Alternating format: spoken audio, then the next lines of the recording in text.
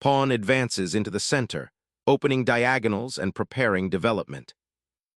Immediately challenging the center, this gambit-like approach creates dynamic imbalances and opens lines for active piece play.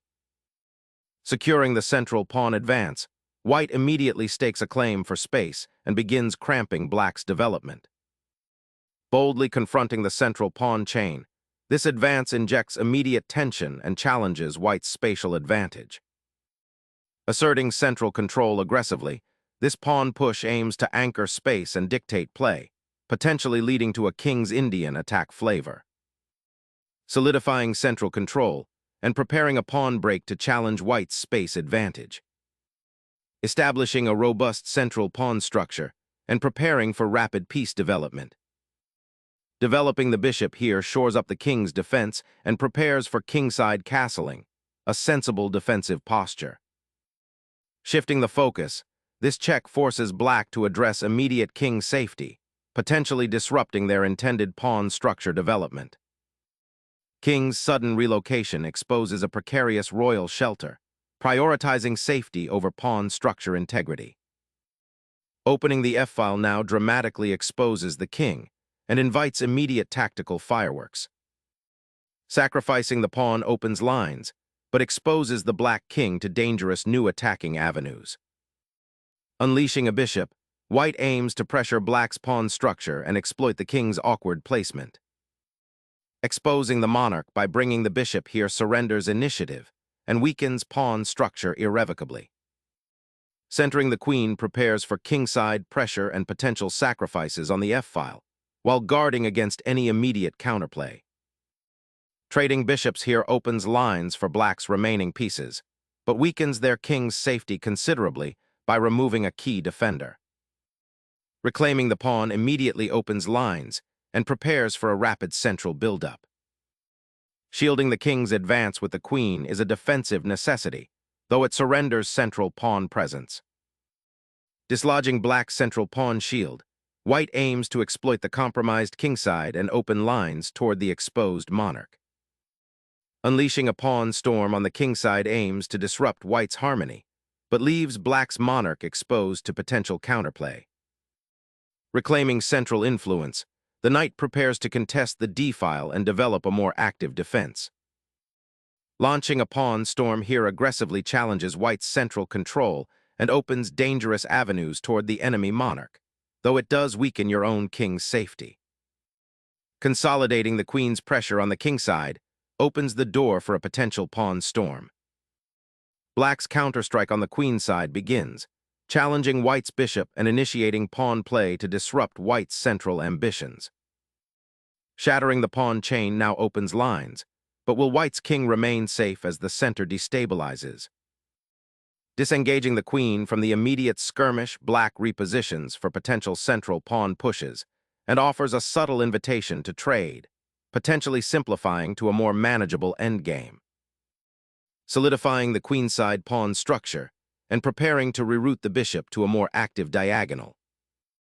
Emerging to c5, the knight prepares to contest the queenside while also hinting at further central pawn breaks.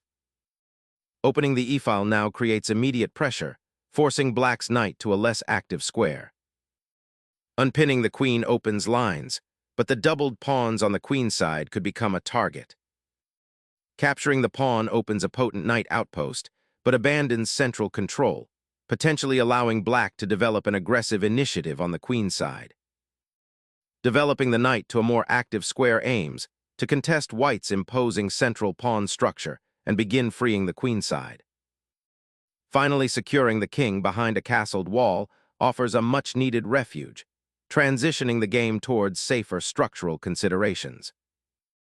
Shifting the knight to the queen's side attempts to bypass the immediate threats, but neglects the open f-file entirely. Establishing queenside space dominance, this pawn advance simultaneously threatens to restrict black's bishop and open the b-file for future pressure. Developing the bishop here offers a welcome respite from white's looming kingside pressure. Focusing the queen's rook on the central file opens a critical highway for the white army. The rook activates along the open file, challenging white's central pawns and preparing to redeploy. Solidifying the bishop's retreat, this aims to reroute it to a more active diagonal and prepare for further central pawn advances. Exchanging rooks on the open file aims to simplify into a potentially playable endgame, though it allows white to dominate the central e-file. Recapturing the queen reestablishes material equality, but watch that exposed black king as play simplifies. Unleashing a knight to g4 might seem aggressive, but it gambles with black's king's safety, potentially opening avenues for white's pieces.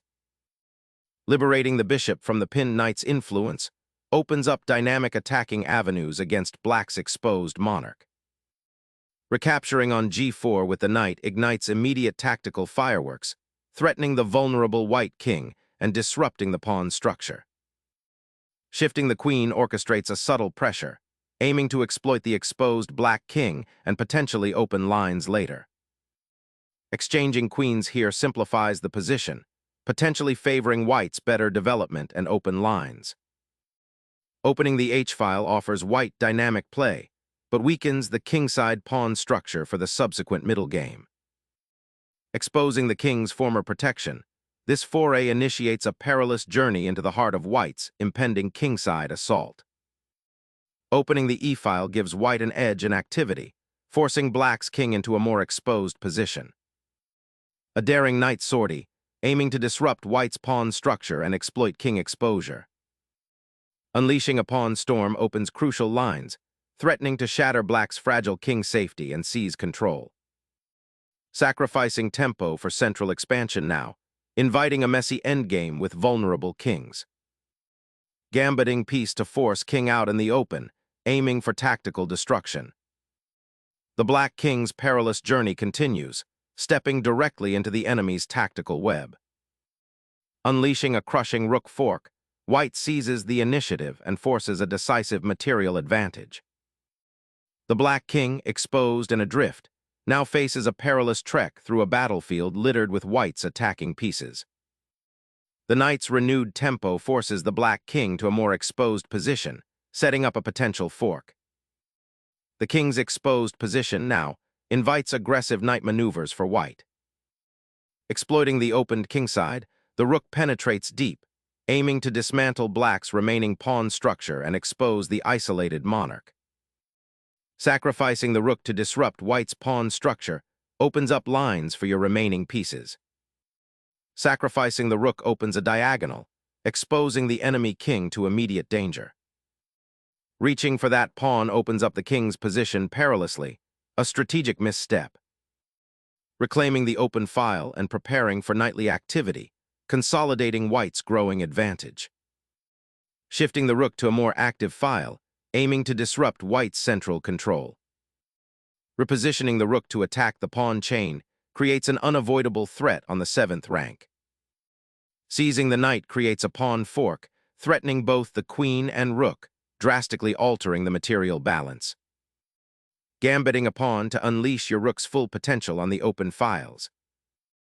The knight's outpost on d5 is a significant positional advantage, threatening disruption. Unleashing the knight to c2 opens a terrifying diagonal for the rook, aiming directly at the exposed king. Sacrificing tempo for a desperate check, hoping to disrupt white's king's safety and potentially create counterplay. Shielding the monarch amidst this chaotic battlefield allows white to regroup, aiming to consolidate their material advantage. Relocating the monarch to the center of the board, though seemingly active, exposes it to potential checks and complications given the open files.